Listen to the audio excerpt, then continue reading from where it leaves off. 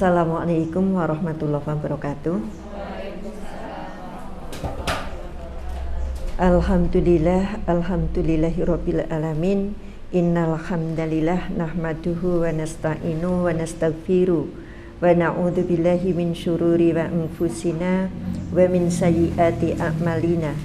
May yahdihillahu fala mudhillalah wa may yudhlil fala hadiyalah. Allahumma sholli ala Muhammad wa ala ali Muhammad. Bunda-bunda cantik dan solihah azizah community yang saya hormati, yang saya takdimi, yang insya Allah dimuliakan Allah Subhanahu wa Ta'ala. Alhamdulillahirabbil alamin. Puja dan puji syukur kehadirat Allah yang hingga kesempatan kali ini limpahan nikmat dan karunia Allah tercurah pada kita semuanya, sehingga kita dipertemukan dalam keadaan sehat walafiat. Sehat semua bunda? Alhamdulillah. Salawat dan salam semoga tercurah pada junjungan kita Nabi Agung Muhammad Sallallahu Alaihi Wasallam beserta segenap keluarga, kerabat, sahabat dan para pengikut setianya, insya Allah termasuk kita semuanya. Warisan terbaik untuk generasi kita. Terkadang orang tua menghimpun harta, apakah itu berupa sawah, apakah itu berupa deposito, atau berupa rumah, atau aset apapun, diberikan, diniatkan, disediakan untuk calon anak keturunan kita. Tetapi alangkah kecewanya kita ketika orang tua karena ada orang tua ratuwa-tuwa, ya. Ada orang tua ini tua, belum tentu anak yang dulunya kita persiapkan segala macam itu tahu dengan orang tuanya. Satu contoh, karena ini viral di YouTube, viral di berita, 3 orang anak kompak memasukkan orang tuanya ke panti jompo, panti Breda. Ya, 3-tiganya tanda tangan karena sibuknya, ya, karena banyaknya kegiatan sehingga rela 3 anak sepakat untuk orang tuanya dimasukkan ke sebuah panti jompo. Ini sangat mengecewakan, ya, kalau kita runut dari bagaimana orang tua itu kerja keras untuk anaknya. Kebetulan ini juga momen Hari Ibu, jadi sedikit saya masukkan ke sana seorang ibu yang disia-siakan. Ada lagi orang yang sudah tua kemudian terpinggirkan, termarginalkan di dalam rumahnya sendiri. Karena apa? Ini sudah rumah gede, dibagi pojok sana nomor 1, pojok sini nomor 2, ternyata ayah ibunya dikasih 1 kamar saja, kamar yang tidak kopen. Sehingga ketika kita bertandang, astagfirullahaladzim, itu toh. Itu bukan anak dambaan orang tua tentunya. Lalu siapa anak-anak dambaan orang tua itu? Anak dambaan orang tua itu ya anak soleh. Sehingga Nabi Sallallahu Alaihi Wasallam berungkap, ketika seseorang itu mati, semua perkara lepas kecuali 3. Apa itu? Amal jariahnya, ilmu yang bermanfaat, dan anak yang soleh. Samatur. Anak yang soleh itu kebanggaan orang tuanya dari sudut pandang orang tua. Iya kan? Ini kan dari sudut pandang orang tua, saya matur, ya. Tapi bagaimana menjadikan anak itu soleh dari sudut pandang anak? Sudut pandang orang tua itu pokoknya anggere duwe anak neng donyane bekti, sok menek aku mati gelem dongake, gelem iki kuwi wis top markotop. Rumangsane wong tua gitu. Tapi apakah anaknya itu kaya? Apakah anaknya itu miskin? Apakah anaknya itu berbekal agama, berkarakter mulia? Kadang-kadang prihatin. Kisah sekian tahun yang lalu ketika ada seorang pejabat yang koruptor, kemudian saya ngisi tausiah, saya bilang, kenapa sih kita kadang sedih dengan kenakalan anak kita? Hanya karena dibangun ke nggak bangun, hanya karena disuruh merapikan buku nggak rapi, hanya disuruh mandi nggak segera mandi. Kita susah, nggak perlu, karena lebih susah ibunya si koruptor itu. Walaupun dia secara ini dikasih duit banyak, anaknya disuruh ini mau, disuruh ini mau. Tapi kira-kira bunda kalau kita timbang, Sedih kita yang sekedar nyuruh anaknya nggak mangkat, atau sedih ibunya koruptor itu? Sekarang bayangkan kalau kita seorang ibu lagi nonton TV, ngerti anak eneng TV dijaketi oren, terus dikeroyok karo wartawan, diwawancara, dikejar gitu, kira-kira kalau itu perasaan kita kayak apa? Sedih nggak, Bu? Lebih sedih mana dengan ngongkon anak adus ramangkat? Tapi banyak orang curhat hanya sekedar, ya Allah Bu, anak saya itu, ya, kayaknya sudah mentok sekali bahwa anaknya itu sumber kenakalan. Nah ini Bunda, lalu seversi kalau tadi itu dari sudut pandang orang tua, paling top itu ninggal ke anak yang soleh. Tetapi sekarang dari sudut pandang anak, paling top itu ditinggali opo gitu loh. Kalau tadi kan yang kita bawa dari versi orang tua, paling top ninggal anak sing soleh. Tapi sekarang dari anak, kita jadi anak, paling top itu ditinggali opo? Tinggali duit yang banyak. Kalau kita tidak mampu memanage, rong dino entek. Ya, saya punya kenalan, orang tuanya kaya raya, anaknya 5, dibagi. Ini kamu, ini kamu, ini kamu. Satu, dia buka reparasi aksesori mobil. Satu, juragan cake. Yang satu, ayam goreng. Yang satu, ternyata 5 anak ini macam-macam. Setarnya bareng, jumlah tinggalannya bareng, yang siji pesat, yang siji kendrip-kendrip, yang siji entek. Ada Bu seperti itu? Banyak. Nanti yang entek itu akhirnya dia pasti berontak, walaupun maunya tinggalannya wis podo gitu deh. Terus dia ngusut, ini rumah punyaku juga, pada kowe wingi wis dikai bagian sing ning kono ning entek gitu loh. Itu rata-rata seperti itu ya. Jadi lalu apa? Tinggalan opo yang sangat bermakna untuk anak-anak kita? Duit ya mengentek, iya tak? Nah, tinggalan apa? Bunda, ada 3 warisan yang paling hebat ya. Warisan terbaik untuk anak kita itu ada 3. Yang pertama agama. Yang pertama pengetahuan agamanya. Saya ini ungkapan indahnya, dengan agama insya Allah anak itu lurus jalannya, kuat bentengnya, tinggi toleransinya, punya empati dan simpati, saling menyayangi dan menghargai. Nggak usah ditulis, besok ramet ujian ya, nggak diuji ya. Jadi dengan agama itu insya Allah anak lemlaku lempeng, kemudian bentengnya kuat. Ada orang tua yang begitu galau ketika anaknya harus berpisah dengan kita. Bunda, ketika anak kita kuliah di luar kota, nggak usah luar negeri, luar kota, ketika anak kita tiba-tiba harus lulus terus kerja di luar kota, kita khawatir, kita takut nanti dia begini begitu itu.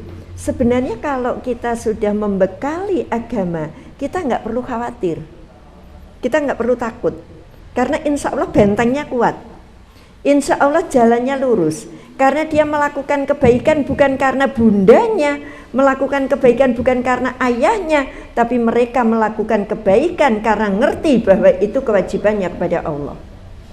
Dia tidak sholat takut pada ibunya, dia tidak sholat takut dengan bapaknya. Ini kalau sudah pisah dengan ibunya, pisah dengan bapaknya, dia dengan enak melanggar. Tapi ketika dia sadar bahwa tidak sholat takut dengan Allah, maka dimanapun insya Allah dia akan sholat. Jadi warisan yang terbaik untuk anak kita itu agama.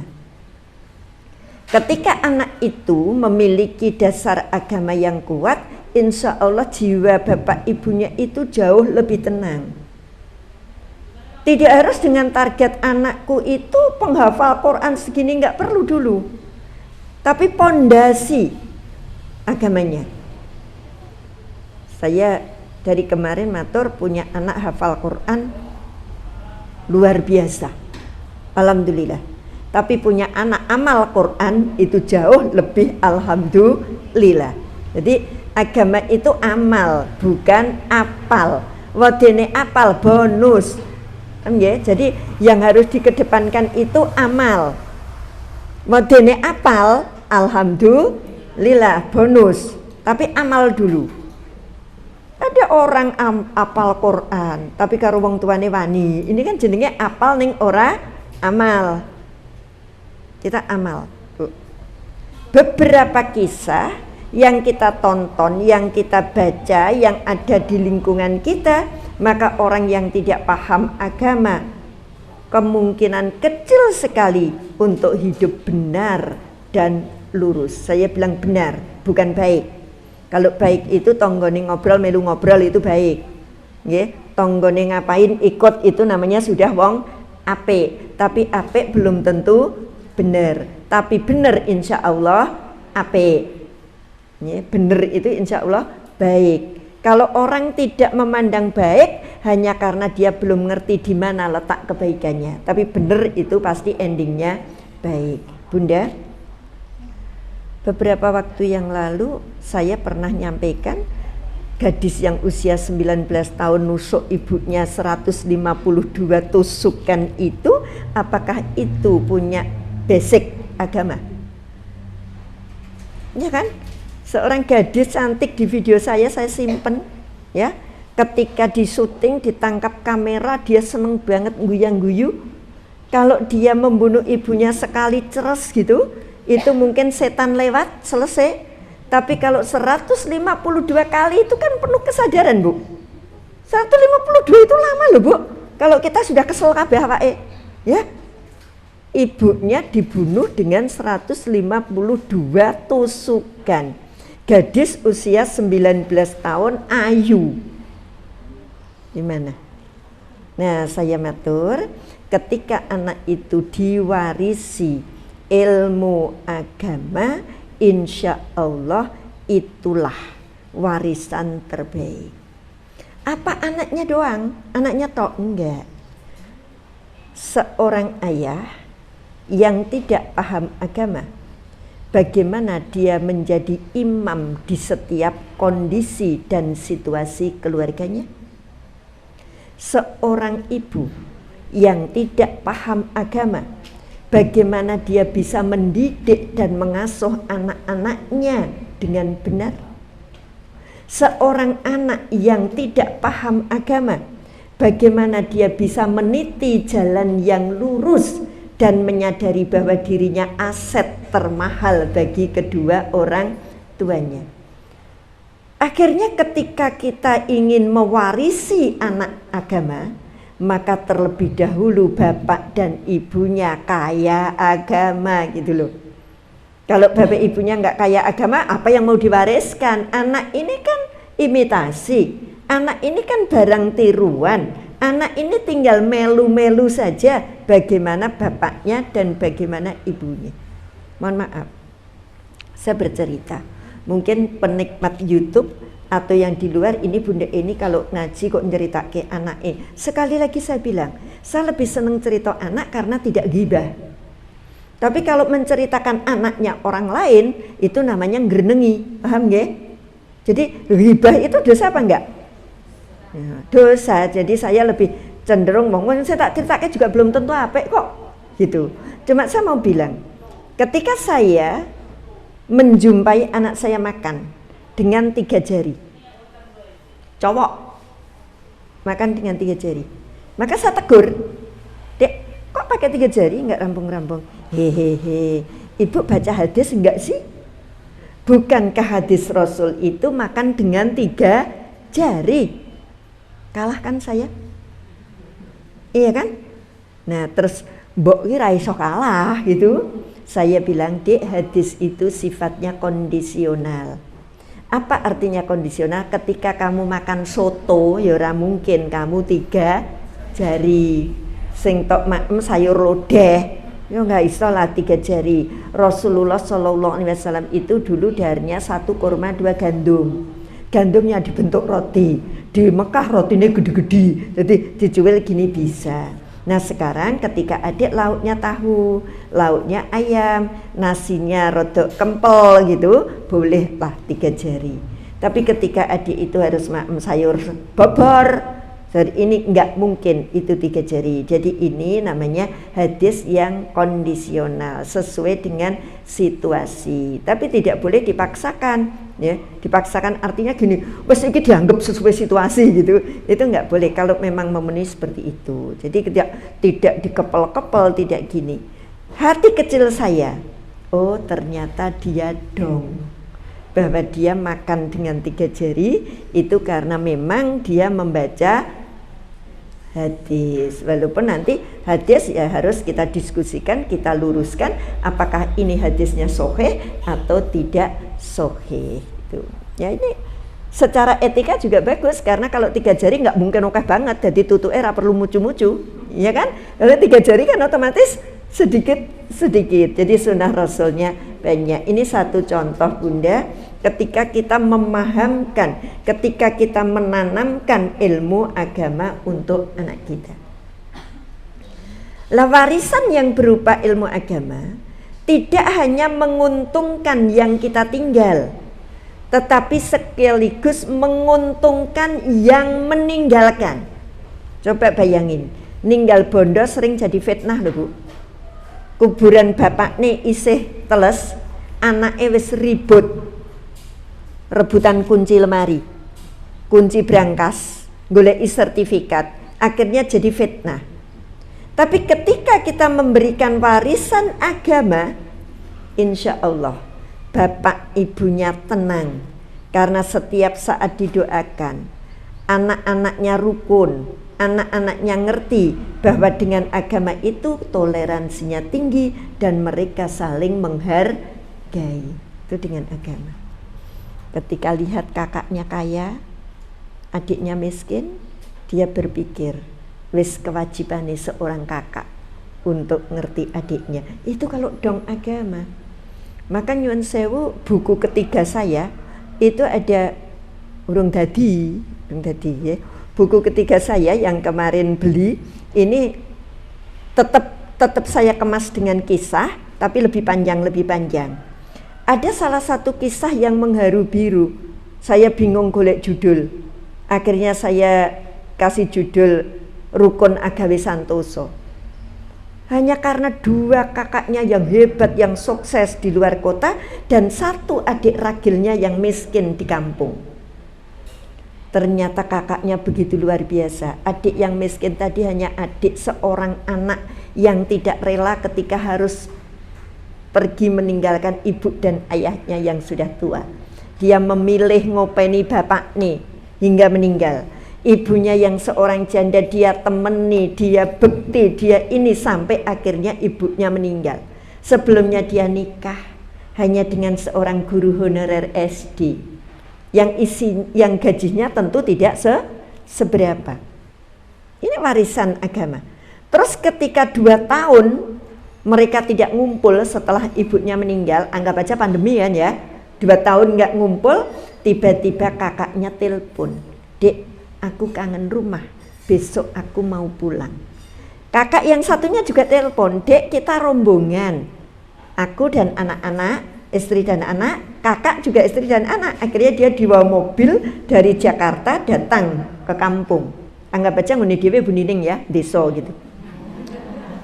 Nah ini tonggo kok karo aku ya Bunda. Terus adik-adiknya yang di rumah itu tadi ceritanya apa? Besok dibeli bukunya ya. Dia cerita gini, kita nggak punya apa-apa. Matanya tolah-toleh ngelirik, ada celengan jago punya anaknya.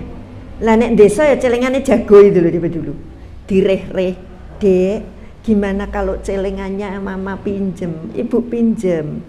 Padahal anaknya bilang, "Aku nyelengi buat beli sepeda." Anaknya ini kalau dapat duit sedikit-sedikit dipakai nyelengin untuk beli sepeda. Tapi ibu mikir, sesok aku ketamon Mbak Yuku karo masku nggawa bojone dhewe-dhewe, aku ra ndek apa-apa. Bayangin Bu, kontras banget toh. Sing adine ini akhirnya mecah celengan. Karena anaknya terdidik agama, cao cilik we yo ngetokke wis to celengane dienggo ibu dipecah Bu. Akhirnya dengan celengan itulah dia beli beras, dia beli lauk sehingga besok bisa menyambut kehadiran kakaknya. Yang maaf saja hanya sekedar dong kates dan apa, tapi kan tetap beli beras. Pagi harinya dia punya sepasang ayam, tapi karena pengen menggembirakan kakaknya, ayamnya dicekel, disembelih. Kakaknya di rumah 3 hari. Ternyata luar biasa, kakaknya mengamati hidup adiknya. Diam-diam kakaknya ini pergi.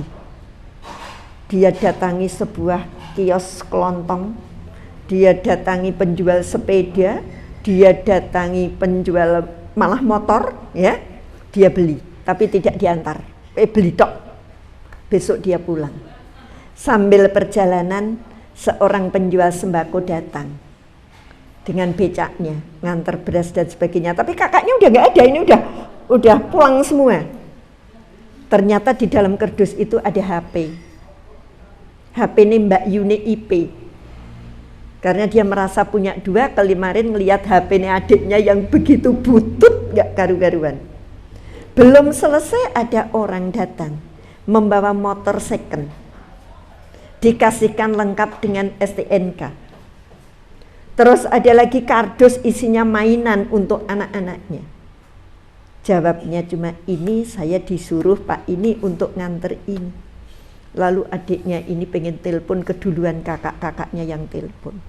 Di ending ceritanya, adik ini terima kasih sekali karena punya kakak yang pengertian. Anaknya tidak perlu lagi nyelengi tuku sepeda, tapi sudah dibelikan sepeda. Mungkin ini ngamati sudah suwe banget. Siapa yang berterima kasih? Ternyata yang berterima kasih 2 kakaknya.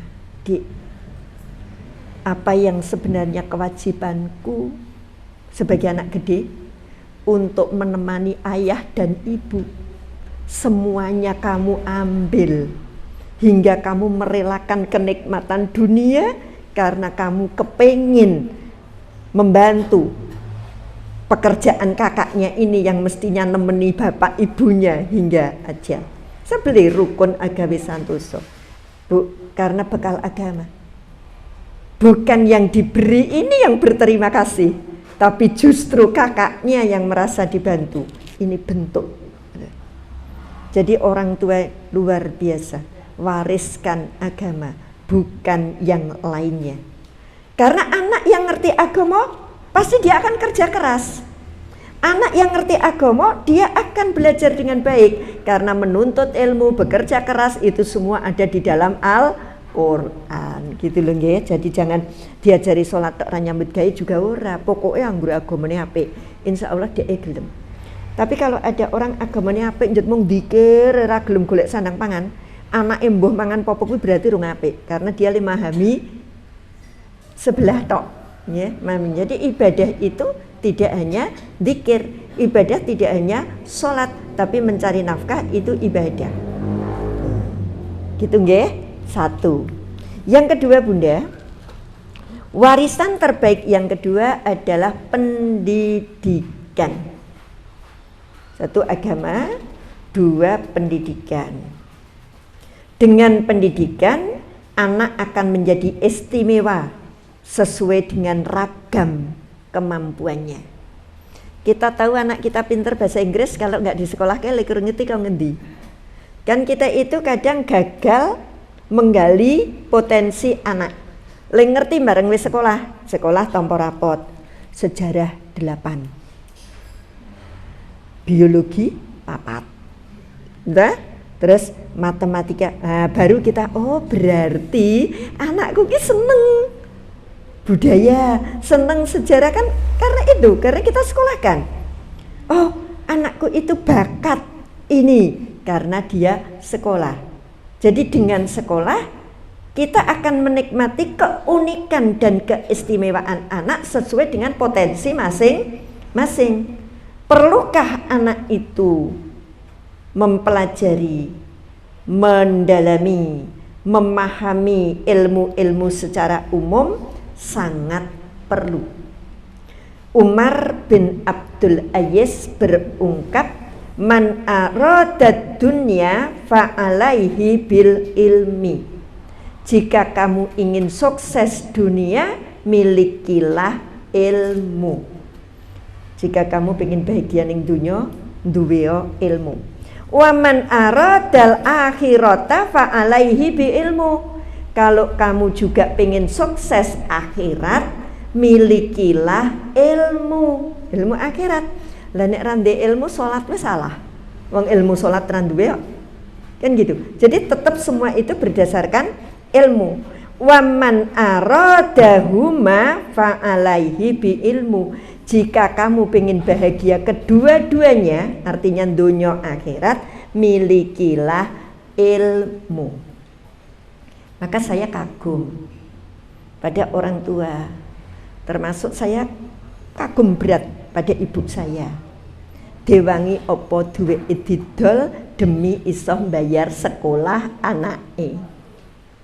Adol sawah nggo bayar sekolah. Adol apa panenan untuk nyangoni anaknya yang kuliah. Karena apa? Itu kita di hari ibu ini, kita luar biasa, kita mengagumi orang tua kita, terutama ibu bagaimana nyelempetke sisa masak sedikit-sedikit, karena kalau Sabtu nanti aku pulang. Biar apa? Seninnya bisa untuk bekal.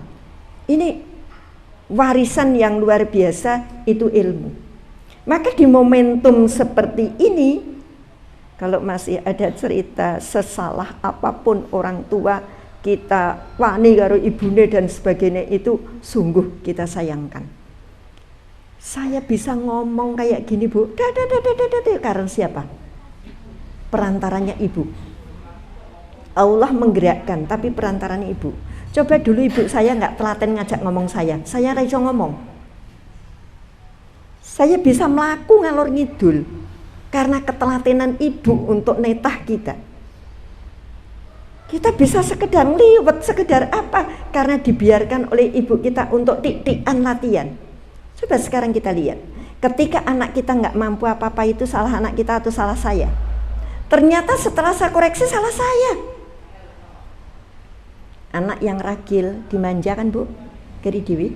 Anggriar ngopo dek rasah engko ibu wae, akhirnya ra iso apa-apa kan? Coba sekarang kita lihat, yang sekolah anak kita naik motor. Sing ngetokke motore bapake, sing ngelapi bapakne. Engko nek bensin entek sing nukokke ya bapakne. Wis rampung dipanasi bar kuwi, dek nek arep sekolah ini kuncine. Giliran di jalan motore macet, geger kan, bingung karena dia nggak ngerti apa-apa. Sama bunda-bunda, kita tidak membekali ilmu kehidupan, ilmu masyarakat. Yang kita bekali adalah ilmu akademis di sekolah. Di rumah nggak diajari. Ya, bocah nyekel sapu, wes dia ndak telat, engko mamah wae. Habis sarapan piringnya di situ, nanti ibu yang nyuci. Kalau kita punya pembantu, engko mbake wae, wis kono tinggalen. Kita lupa bahwa anak kita tidak selamanya dengan kita, bahwa anak kita tidak selamanya punya mbak. Ketika dia harus terpisah, kos sendiri, Masya Allah, ada seseorang cerita, aku kuwi to niliki anakku ning kos. Masya Allah, sidi alias celana dalem neng kasur ngantek selikur katanya. Karena dia nanti itu nek es kober lagi nglondrekke. Nek ra kober ya pokoke mulai ganti sing penting iso duit tuku. Wah, jilbab segi 4 kuwi mbok pirang losen numpruk. Sing salah sapa? Disike piye? Bunda. Dulunya gimana kita? Pendidikan, Bu. Kita lupa bahwa kita akan cepat atau lambat meninggalkan anak kita. Kita lupa bahwa suatu saat kita akan berpisah dengan mereka. Kita lupa bahwa mereka belum tentu hidup punya pembantu. Kenapa tidak kita paksa? Tapi kita berkata, ya kemarin pulang dari ngaji, alhamdulillah piring wis entek, gelas wis entek. Saya bilang, pinter Cahayu. Dia jawabnya, sesuk nek ngono meneh aku malah wegah hasah-hasah. Nah kenapa? Lah nek kepake pinter Cahayu. Itu, Bu. Iya, kadang sengaja pergi seperti ini, biarin aja. Ya, awalnya sering kalau mau pergi tak bikin rapih, selesai pergi. Tapi lama-lama, kapan anakku pinter? dan kapan dia ngerti dengan sendirinya, nggak usah disuruh. Saya lihat, oh dia belum makan, saya pergi belum makan, jujur ya, hari ini yang paling praktis saja, saya bikin nasi goreng lengkap dengan toppingnya gitu, tak taruh di situ. Bapak sudah dar, dia belum. Sengaja bekas piringnya bapak, bekas pajan singgo goreng, apa taruh situ. Ini unsur kesengajaan, bukan saya nggak mau nyuci, biarin aja, wong wis gede kok. Nah, ketika pulang itu bersih, itu satu pendidikan. Tapi kalau pulang masih kotor, dia nggak punya kepekaan. Paham Bu? Ini pendidikan untuk anak kita. Tidak selamanya anak kita bersama kita. Ini harus. Anak kita beri pendidikan untuk meraih kebahagiaan dunia dan akhirat. Monggo. Tapi pendidikan ini tidak usah terpaku, harus pinter dalam salah satu bidang, tetapi bisa jadi bidang tertentu anak nggak bisa, tapi pahami di bidang yang lain mungkin dia bisa. Jadi jangan malu Bu, temennya matematika itu 10 kok anakku itu 6 izin, enggak. Mungkin besok ulangan bahasa Indonesia, temen yang matematika tadi dapat 6, dia yang dapat 10, karena tidak ada anak bodoh. Yang ada itu anak unik dengan kelebihan masing-masing. Itu dulu gitu saya. Ya, adik saya itu selalu didiskriminasi oleh guru ketika SMA karena selisihnya sedikit sekali saya dengan adik saya. Saya kelas 1, saya kelas 2, dia kelas 1, saya kelas 3. Jadi hampir semua guru selalu bilang mbok koyo Mbak Yumu. Adik saya kan cowok. Ya, mbok koyo Mbak Yumu, mbok koyo Mbak Yumu gitu. Jadi kalau dia bijine atau apa gitu kan, mbok koyo Mbak Yumu gitu. Tapi dia menunjukkan sendiri bahwa dia bintangnya voli di sekolah itu. Ya sudah, saya bilang, "Pak, tidak begitu. Saya tatap buku karena IPS ya, saya tatap buku, saya ini nilai saya bagus. Tapi saya suruh share dengan bola saya nggak bisa. Bahkan nek bola artiba aku ndelik sih gitu." Jadi adik saya memang nenggon itu, dia kalau sudah di lapangan voli dia jago gitu. Tapi kalau di kelas bodoh ya wis ben memang ya bisa. Jadi justru saya yang tidak rela ketika ada guru membandingkan mbok kayak ini gitu. Oleh karena itu kita tidak usah membandingkan anak kita. Sekolah mungkin yang paling akhir ini yang rada sendet. Tapi ilmu kemasyarakatan yang paling akhir ini yang paling top gitu. Mbok dengan orang pojok sana aja kenal. Ya. Orang kan biasa menyebut ibunya Mbak gitu yang paling pertama ya. Kalau punya anak 3 jenengan ibu sapa? Ibu anak sing pertama toh? Ya, tapi orang kampung saya bilangnya justru ibu anak saya yang ketiga, wong le terkenal sing dia kok. Dia sampai pelosok-pelosok dia terkenal Mbak gitu. Tapi sekolahnya di antara 3 dia yang paling lama. Cuma paling lama, ya, kancane urung wayahe lulus, dhek ngantek wayahe we punjul sak semester gitu loh. Jadi dia yang paling lama. Tapi ilmu kemasyarakatannya paling nggak perlu dibandingkan gitu ya. Yang terakhir, warisan yang diberikan untuk anak kita adalah akhlak yang mulia. Bunda, akhlak itu beda dengan ibadah. Amal itu ibadah, akhlak itu kepribadian. Jadi tidak jaminan orang yang ibadahnya bagus itu akhlaknya bagus. Tidak jaminan orang yang akhlaknya bagus, ibadahnya bagus. Itu kalau dunia. Tapi kalau hubungannya dunia akhirat, tidak menjamin orang yang ibadahnya bagus, akhlaknya bagus. Tapi orang yang akhlaknya bagus, insya Allah ibadahnya bagus. Di mana perbedaannya? Oke, ibadahnya bagus. Dia sholat, dia poso. Ning dia esok wani karo wong tua, dia esok ngapusi, sok ora jujur, sok terlambat. Ini kan akhlak. Akhlak ada 2, akhlak kinerja dan akhlak pribadi. Akhlak pribadi ki sumeh, ramah dengan orang, itu ya, care, itu namanya akhlak pribadi. Akhlak kerja itu disiplin, nek nyambut gawe mesti tuntas, hasilnya bisa memuaskan orang lain, itu namanya akhlak kinerja. Jadi beda. Ada orang sing sumeh, guyang-guyu, petok sapa apian ning nek dikai gayan ra tau rampung. Itu akhlak pribadinya bagus, akhlak kinerjanya 0. Ada orang yang kalau kerja mesti tuntas, neng karu petutut. Nah ini akhlak kinerjanya bagus, tapi akhlak pribadinya yang jelek. Ada kan Bu? Ada orang yang kalau nyambut gawe itu mempeng, neng grudak-gruduk, weruh sapa-sapa ramesem, tapi gaweane rampung. Jadi ini akhlak kinerjanya apik, tapi akhlak kepribadiannya buruk. Atau sebaliknya ada orang kok apa-apa disambut gawe ning ra tau tuntas. Iki nyik-nyik tinggal, ini ditinggal.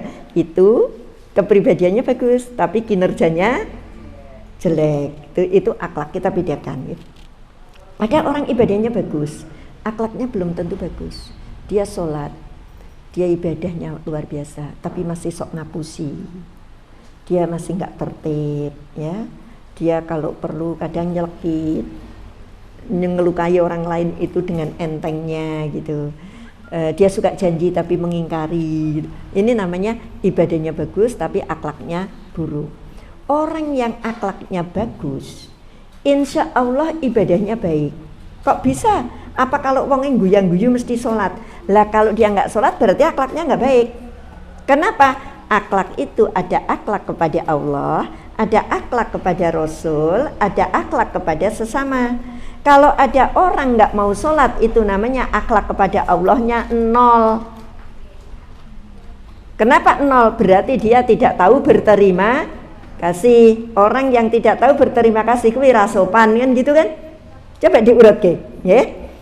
Kita beri sepotong roti saja, anak kita dituntut untuk terima kasih. Dek, matur terima kasih sama Mas siapa yang ngasih kan gitu. Sekarang ada tidak terhitung pemberian Allah ke kita, tapi kita tidak berterima kasih. Berarti akhlak kita kepada Allah enggak baik gitu loh. Walaupun dengan tetangga ramah, dengan keluarga oke, tapi dia enggak sholat, berarti ada tanda kutip, dia hanya bagus akhlaknya dengan manusia, tetapi dia tidak bagus akhlaknya kepada Allah. Akhlak kepada Allah itu tidak mendurhakai ayatnya, melaksanakan kewajiban atau perintahnya, menjauhi larangannya, tidak menduakan keberadaannya. Banyak sekali. Ya, itu akhlak kepada Allah. Yang kedua, akhlak kepada Rasul, mempercayai keberadaannya, membenarkan ucapannya, berusaha meniru perbuatannya. Ini akhlak kita kepada Rasul. Nah, kalau kita nggak sholat berarti kan akhlak ke Allahnya 0, akhlak ke Rasulnya juga 0. Nggak bisa disebut akhlaknya bagus. Tinggalkan untuk anak kita kemuliaan akhlak. Betapa pentingnya akhlak. Rasul Shallallahu Alaihi Wasallam berungkap, inna min khiyarikum ahsanakum akhlaqo. Sesungguhnya orang yang terbaik di antara kalian adalah yang paling baik akhlaknya. Orang terbaik itu banyak atau sedikit? Sedikit terbaik. Kalau perlu siji paling unggul. Orang yang terbaik itu yang baik akhlaknya. Tapi tanda kutip tadi, ya akhlaknya ke Allah, ya akhlaknya ke Rasul, ya akhlak terhadap sesama. Enggak cuma dia baik banget, nek eneng layatan mesti ketok, nek eneng kerja bakti moro, nek eneng iki tapi ratu gelem salat. Nah ini akhlaknya ke Allah yang kosong.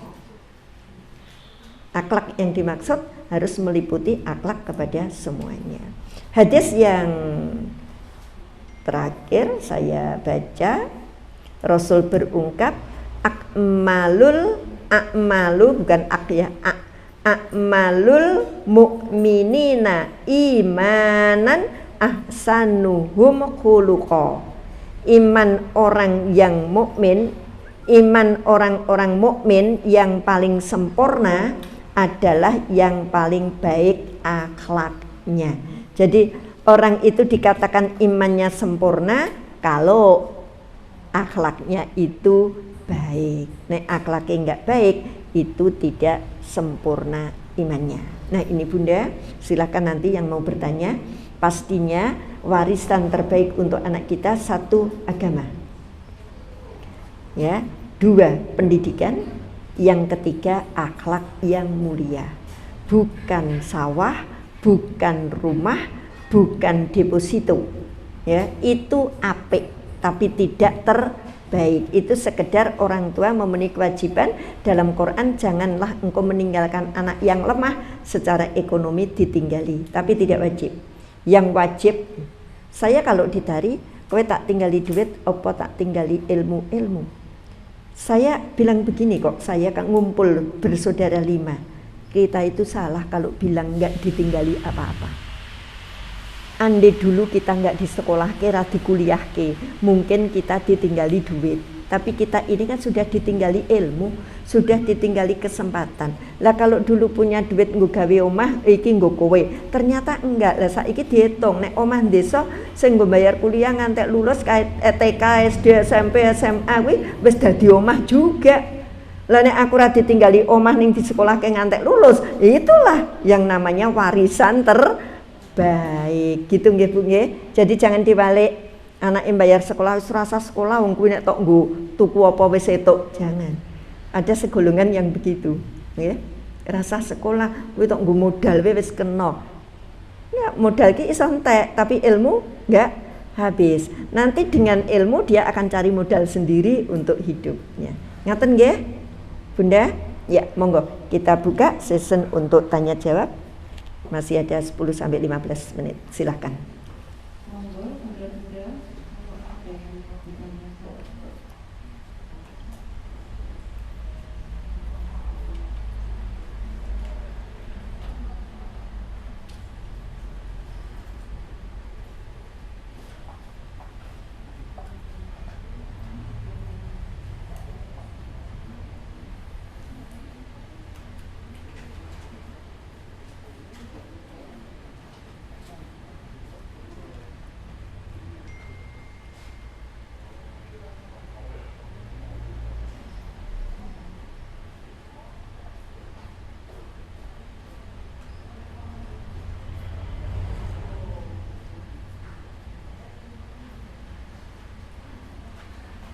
Assalamualaikum warahmatullahi wabarakatuh.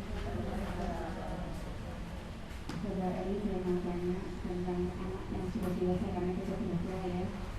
Anak kita terlanjur tidak mempunyai kurang agama, juga kurang pendidikan. Akhirnya kan anak mencari sendiri, tapi dengan agama yang kurang, yang dipentingkan hanya untuk dunia, walaupun dia melakukan sholat, pokoknya dalam agama yang biasa-biasa kita lakukan umumnya lah gitu. Tapi saya tidak mendalam sampai harus mendetail yang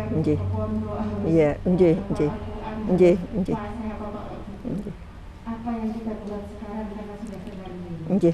Terima kasih sebelumnya. Wassalamualaikum warahmatullahi wabarakatuh. Waalaikumsalam warahmatullahi wabarakatuh.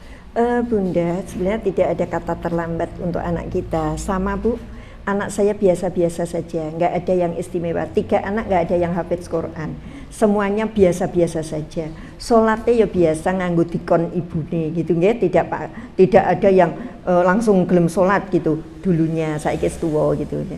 Tapi saya matur, anak itu kan harus kita beri ASI. Saya beri matur, ASI itu akidah syariah ibadah. Kalau ketika ASI itu bukan air susu ibu, tapi ASI itu akidah syariah ibadah, itu harus ditanamkannya terus menerus sepanjang hayat. Bukan, kalau ASI kan 2 tahun cukup kalau air susu ibu. Tapi kalau akidah syariah ibadah ini, apa yang harus ditanamkan? Tidak ada kata terlambat. Yang kita syukuri kalau anak kita itu fair dengan kita, mau terbuka dengan kita. Contoh begini, Bu, alhamdulillah aku mau cari rumah. Cari rumah di mana? Kalau di Bekasi kayaknya lebih murah ya Bu. Di Bekasi kantor kamu Jakarta Pusat. Sekarang bayangin, kamu berangkatnya jam berapa, pulang jam berapa?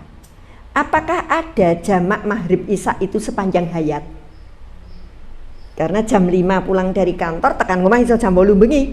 Itu kan nanti jamak maghrib isya selama hayat. Memang harga miring, mbok ora. Kamu beli rumah di daerah Matraman, Walaupun daerah situ terkenal larang pol, wong itu masuk Menteng, itu masuknya Pegangsaan yang di situ ada Bu Mega, Pak Anies dan orang-orang top itu. Tapi mahal nih, duit segini emang 34 meter. Jadi rumah anak saya itu 34 meter tanahnya. Saya nggak izin cerita, wong memang cilik 34 meter. Neng Menteng kan gitu, ya. Ya sudah. Tapi kamu ke kantor 10 menit, nak.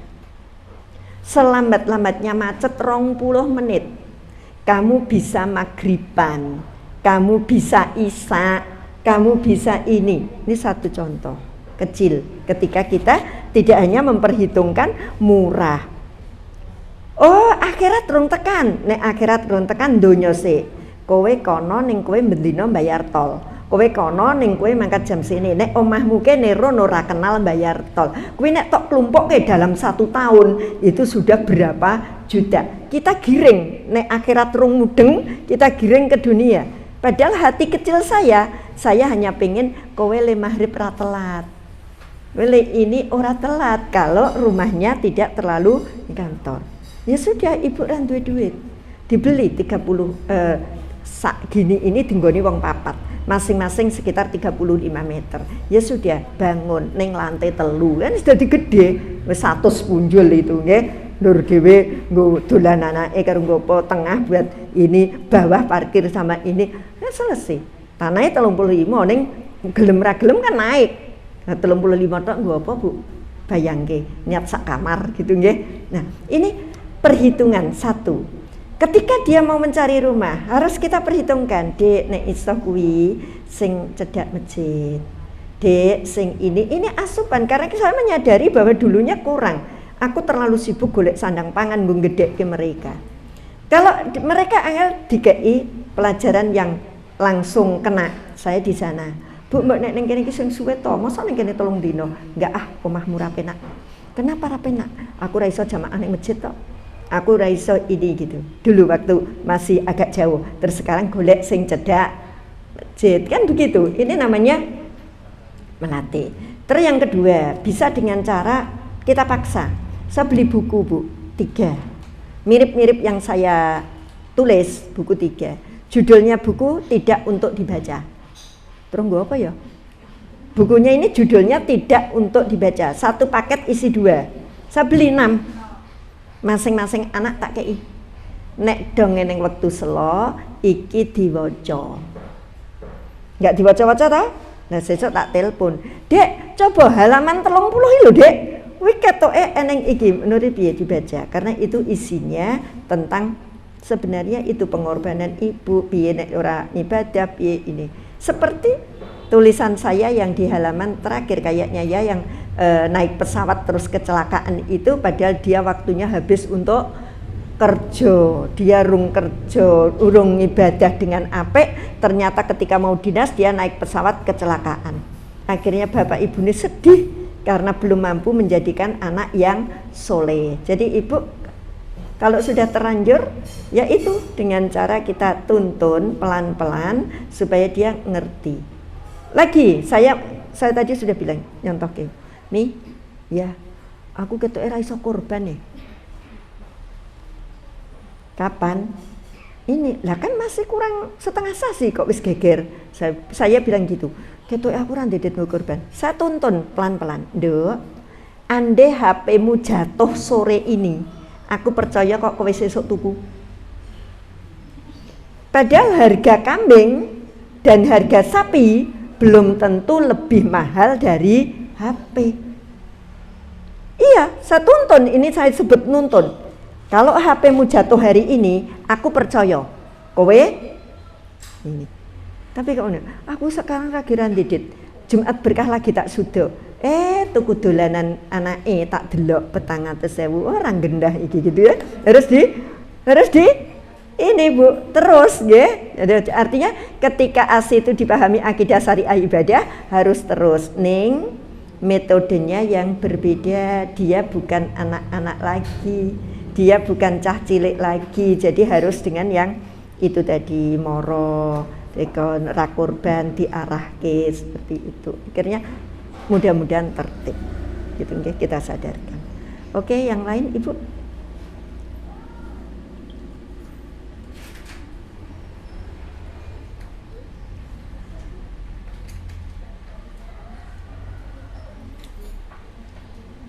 Monggo. Kalau ada yang bertanya, cukup. Tidak ada? Ya. Kalau tidak ada, mohon maaf. Hari Ibu, 5 menit saja. 5 menit saja. Kita itu ibu, tapi kita juga anak. Kita pasti anak, tapi anak belum tentu jadi ibu. Setiap anak merasakan apa yang dilakukan oleh ibu kepada kita. Bukan Rasul, ini bukan hadis. Ungkapan mengatakan anisa'u imatul bilad wa idza soluhat al bilad. Jika wanitanya baik, negaranya baik. Kita nggak usah mikir negara terlalu ombo. Kita mikir keluarga saja. Sadarilah bahwa kita pelindung, bahwa kita pengayom, bahwa kita benteng, tabir, penutup denyut kehidupan. Perempuan itu dari tulang rusuk. Di dalamnya ada jantung, di dalamnya ada paru-paru, di dalamnya ada organ semua penting. Maka pahamilah bahwa penjaringan itu di dalamnya ada organ penting. Ketika rusuk itu hancur dan patah, maka organ itu denyutnya tidak normal. Seorang istri yang punya masalah dengan suami begitu gampang ngambek anaknya singgu kurban. Ketika pasangan suami istrinya nggak karu-karuan, keluarganya yang jadi berantakan. Jadi kita dalam posisi sebagai seorang ibu, wanita itu tulang rusuk. Kelihatannya kecil, dia di depan tapi terlindungi. Dia di tengah, tidak bermanja-manja, tidak diinjek-injek, didolimi, tapi dia di tengah. Walaupun kecil, fungsinya untuk menutup, untuk ngayomi, untuk membentengi denyut kehidupan. Jantung itu denyut kehidupan, Bu. Kalau jantungnya sudah nggak berdenyut, nanti maka sadari perempuan adalah benteng sebenarnya. Kita itu orang hebat. Ketika ada kalimat wanita itu nek apik ya kabeh apik, jangan merasa gini, wanita meneh sing disalahke. Nek ini wanita meneh sing disalahke, bukan. Justru itu pernyataan, pengakuan dari pihak lain bahwa wanita betul-betul hebat. Itu kan secara nggak langsung dia ngakui bahwa perempuan itu betul-betul hebat.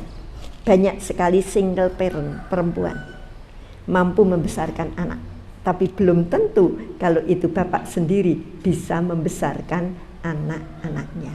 Maka tidak berlebihan kalau ada istilah di balik laki-laki yang sukses pasti ada perempuan yang hebat itu ya. Terus monggo kita semua ibu, kemarin saya tulis, nggak tahu Bu Nining nginjen apa ora ya, momentum hari ibu bukan hari saatnya mendambakan ucapan dari orang-orang terdekatnya, bukan hari untuk mendambakan hadiah dan perlakuan khusus dari keluarganya, tetapi hari untuk refleksi, hari untuk evaluasi diri, seberapa banyak kita mampu berperan di dalam kehidupan sekitarnya. Jadi bukan orang sok ngaji. Nek hari ibu kok mau kepengen, ya Allah anak kurang ngucapi, ya Allah bojoku orang hadiahi, ya Allah, itu ora tau ngaji. Justru di situ kita introspeksi diri, kita mawas diri, kita refleksi.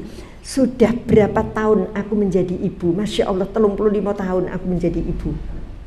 Bukan nikah, menjadi ibu, punya anak ya. Terus sudah seberapa yang bisa aku lakukan dalam kurun waktu 35 itu yang membekas di diri anak-anak.